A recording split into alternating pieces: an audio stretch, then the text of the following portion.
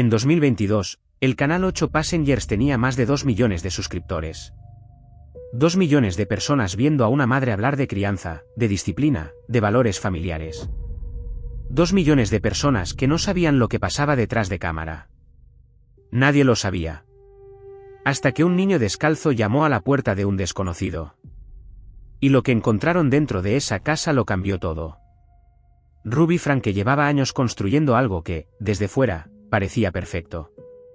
Un hogar en Utah, 6 hijos, una familia cristiana conservadora con una estética limpia y ordenada. Los vídeos mostraban desayunos en familia, excursiones, conversaciones sobre responsabilidad y fe. Ruby hablaba a cámara con seguridad. Sabía exactamente qué decir. Sabía exactamente cómo mostrarse. Pero hay una diferencia enorme entre mostrar una vida y vivirla. El canal empezó en 2015. Ruby y su marido Kevin Franke abrieron una ventana a su hogar y la gente entró por millones. El formato era sencillo, blog familiar. El tipo de contenido que en esa época explotaba en YouTube. Familias numerosas, rutinas domésticas, momentos cotidianos convertidos en entretenimiento. Y 8 Passengers lo hacía bien. Los hijos aparecían, hablaban, reían. La casa era grande. La familia parecía unida. Lo que no veías era lo que Ruby consideraba disciplina. Porque Ruby Franke tenía una filosofía de crianza muy concreta. Y la compartía abiertamente con sus seguidores. En sus vídeos hablaba de no ceder ante los caprichos de los niños, de enseñarles a gestionar las consecuencias de sus actos, de no sobreprotegerlos. En un vídeo que se hizo viral por las razones equivocadas, explicó que su hijo de 12 años había dormido en el suelo durante varios meses como castigo. Sin colchón. En el suelo. Los comentarios se dividieron en dos. Había quien la aplaudía por su firmeza. Había quien pedía que alguien llamase a los servicios sociales. Y aquí es donde empieza algo que te va a costar entender. Porque lo más perturbador de esta historia no es Ruby Franke. Es lo que rodeaba a Ruby Franke. Es como alguien puede hacer daño a plena luz y que el mundo lo vea como contenido. Servicios de Protección de Menores de Utah recibió denuncias sobre la familia Franke.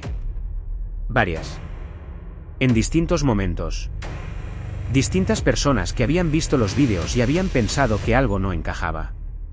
Y en la mayoría de los casos, las investigaciones se cerraron sin consecuencias. Utah tiene leyes que conceden un amplio margen a los padres en materia de disciplina religiosa. Lo que fuera de ese contexto parecía abuso, dentro de ese marco legal era, en teoría, educación. La familia siguió publicando vídeos. Pero algo estaba cambiando en casa de los Franke. Kevin y Ruby empezaron a distanciarse. En 2022 anunciaron una separación. El canal dejó de actualizarse con regularidad. Y Ruby comenzó a aparecer cada vez más en otro espacio, el de su socia y consejera espiritual, Jody Hildebrandt. Jody Hildebrandt no era una desconocida para los seguidores del canal. Era terapeuta con licencia en Utah, y tenía su propia plataforma llamada Connections, un programa de bienestar emocional y espiritual que mezclaba psicología con religión. Ruby había empezado a colaborar con ella públicamente. Juntas hacían seminarios, grababan contenido, hablaban de salud mental y de relaciones. Parecía una colaboración natural. Una madre famosa y una profesional del bienestar. Lo que nadie veía era lo que estaba pasando en la casa de Jody, en Evans, Utah. Una localidad pequeña, tranquila, en medio del desierto del suroeste del estado. El 27 de agosto de 2023, un niño de 12 años llegó descalzo a la puerta de un vecino. Tenía heridas en las muñecas. Estaba desnutrido. Le costaba mantenerse en pie. Ese niño era uno de los hijos de Ruby Franke. El vecino llamó al 911 inmediatamente. Cuando los agentes llegaron a la casa de Jody Hildebrandt, lo que encontraron dentro superaba lo que cualquiera de los que habían denunciado el canal había imaginado. Dentro había otra niña, también hija de Ruby. También con signos evidentes de maltrato. También desnutrida. Se detuvo a Ruby Franke. Se detuvo a Jody Hildebrandt. Y empezó a desmoronarse todo. Porque los investigadores no encontraron solo una situación de negligencia puntual. Encontraron un sistema. Un sistema pensado y aplicado con lógica propia, con justificación ideológica, con un marco de creencias que lo hacía sostenible para quienes lo practicaban. Las declaraciones que fueron saliendo durante la investigación pintaban un cuadro que resulta difícil de procesar. Los niños habían sido sometidos a privaciones físicas graves, falta de comida, falta de movimiento, restricciones físicas con cuerdas. Todo enmarcado dentro de una lógica de purificación espiritual.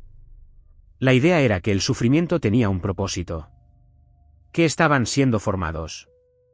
Que esto era amor. Jody Hildebrandt, la terapeuta con licencia, la profesional del bienestar, era la arquitecta intelectual de ese sistema.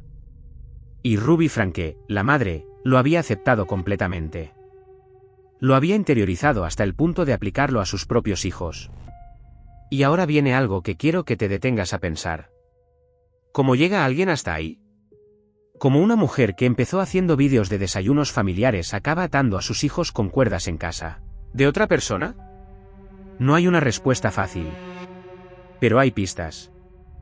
Ruby Franke era una persona profundamente religiosa en una comunidad donde la autoridad espiritual tiene un peso enorme. Era también alguien que había construido su identidad pública alrededor de ser una buena madre. Y cuando esa identidad empieza a crujir, cuando el matrimonio se rompe, cuando los hijos crecen y la narrativa perfecta empieza a resultar insostenible, hay personas que encuentran un ancla en alguien que les ofrece certezas absolutas. Jody Hildebrandt ofrecía exactamente eso. Un sistema de explicaciones totales.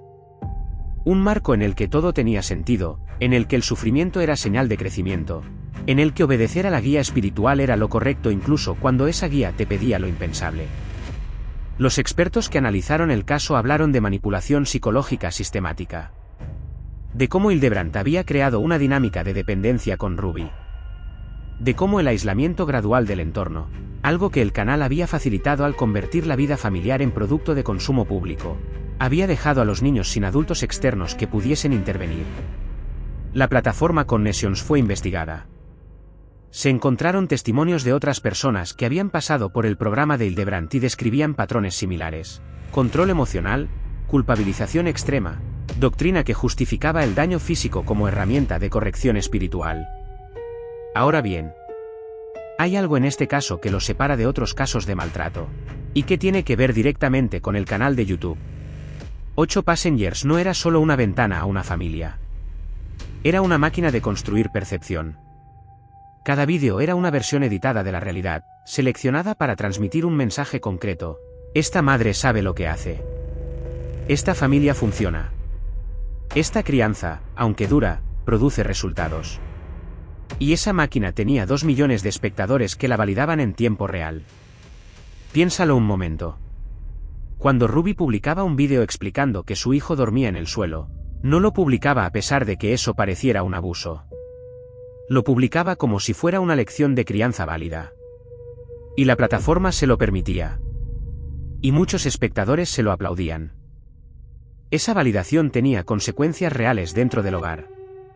Porque cuando un sistema de creencias recibe refuerzo externo constante, se vuelve más difícil de cuestionar. Los propios hijos, que son la parte más vulnerable de toda esta historia, crecían en un entorno donde lo que les hacían tenía audiencia, tenía likes, tenía comentarios positivos. Eso no lo corrige una denuncia anónima a los servicios sociales. Eso es estructural. Y aquí está la parte que más incomoda. Porque YouTube no actuó sobre el canal hasta que el caso fue noticia. Las denuncias previas, los vídeos que mostraban abiertamente prácticas de crianza que muchos consideraban abusivas, no fueron suficientes para que la plataforma tomara ninguna acción. El canal siguió existiendo, siguió monetizando, siguió creciendo. Cuando Ruby Franke y Jody Hildebrandt fueron detenidas, YouTube eliminó el canal. Demasiado tarde para ser una decisión de protección. A tiempo para ser una decisión de imagen. El proceso judicial fue rápido en términos comparativos. En diciembre de 2023, Ruby Franke se declaró culpable de 4 cargos de maltrato infantil agravado. Jody Hildebrandt hizo lo mismo. Ambas fueron condenadas en enero de 2024. Ruby Franke recibió una sentencia de hasta 30 años de prisión, con posibilidad de libertad condicional. Jody Hildebrandt recibió la misma condena. En la sala, Ruby Franke habló. Reconoció lo que había hecho. Dijo que lo sentía. Usó un lenguaje que oscilaba entre la responsabilidad personal y la referencia a haber sido engañada por Hildebrand. Sus palabras fueron analizadas hasta la extenuación por los medios americanos. Algunos vieron arrepentimiento genuino. Otros vieron a alguien que todavía no había salido del todo del marco de pensamiento que la había llevado hasta allí. Sus hijos mayores, los que ya eran adultos, tomaron posiciones distintas en público. Algunos la defendieron parcialmente. Otros la distanciaron. El grado de daño que una situación como esta deja en personas que crecieron siendo contenido, que crecieron viendo su vida privada convertida en producto, es algo que no se resuelve con una sentencia. Sherry Franke, la hija mayor, publicó un libro en 2024 donde contaba su experiencia desde dentro. Su relato añadía capas a lo que ya se sabía. Hablaba de una infancia con cámaras presentes desde siempre. De cómo la narrativa del canal no siempre coincidía con lo que vivían. De cómo la presión de mantener la imagen perfecta tenía consecuencias dentro de esas 4 paredes. Y eso nos lleva a algo que va más allá de los Franke. El fenómeno de los canales de familia en YouTube, los llamados family bloggers, es un territorio que lleva años generando debate. Hay miles de canales así. La mayoría no llegan ni de lejos a lo que ocurrió en este caso. Pero el modelo en sí plantea preguntas que no tienen respuesta sencilla. ¿Hasta qué punto puede un niño consentir ser parte de contenido público? ¿Quién protege la intimidad de un menor cuando sus padres han decidido que la intimidad familiar es el producto? ¿Qué pasa cuando la imagen que una familia proyecta en Internet empieza a dictar cómo esa familia se comporta en privado? No son preguntas retóricas. Son preguntas que legisladores en varios países están empezando a plantearse seriamente. En Francia aprobaron en 2020 una ley que regula el trabajo de menores en contenido de redes sociales y obliga a los padres a depositar una parte de los ingresos en una cuenta bloqueada hasta la mayoría de edad del niño. En Estados Unidos, ese marco legal es todavía fragmentado, irregular, insuficiente. El caso Franke no ocurrió en el vacío. Ocurrió dentro de un ecosistema que lo hizo posible, una plataforma sin mecanismos de protección efectivos para los menores que aparecen en su contenido, un marco legal que protege la autoridad parental por encima de casi todo, una comunidad de espectadores que confundió entretenimiento con realidad, y una mujer que encontró en otra mujer un sistema de creencias que transformó el maltrato en devoción. Eso es lo que hace que esta historia sea tan difícil de soltar. No es solo un caso de una madre mala. Es el espejo de algo que tiene que ver con cómo consumimos vidas ajenas, con cómo otorgamos autoridad a quien se muestra con confianza delante de una cámara, con cómo la validación pública puede convertirse en escudo para lo que ocurre en privado. El niño que llamó a la puerta de su vecino descalzo, con heridas en las muñecas, en agosto de 2023, rompió ese escudo. No lo hizo un algoritmo. No lo hizo una política de plataforma. Lo hizo un niño de 12 años que encontró un momento para escapar. Y eso, en sí mismo, es lo más importante que puedes llevarte de esta historia. Que los sistemas fallan. Que las instituciones tardan. Que la cámara miente. Pero que a veces hay un momento, una grieta, y alguien la aprovecha. Espero que ese niño esté bien. Espero que todos esos niños estén bien. Y espero que la próxima vez que veas un canal familiar en YouTube y pienses que esa familia parece perfecta, te acuerdes de esto. La perfección frente a cámara no te dice nada de lo que pasa cuando se apaga la luz. Si quieres seguir explorando historias como esta, las que no aparecen en los titulares tal y como son, suscríbete al canal y cuéntanos en los comentarios la próxima teoría o historia que quieres que analicemos. Esto lo construimos juntos.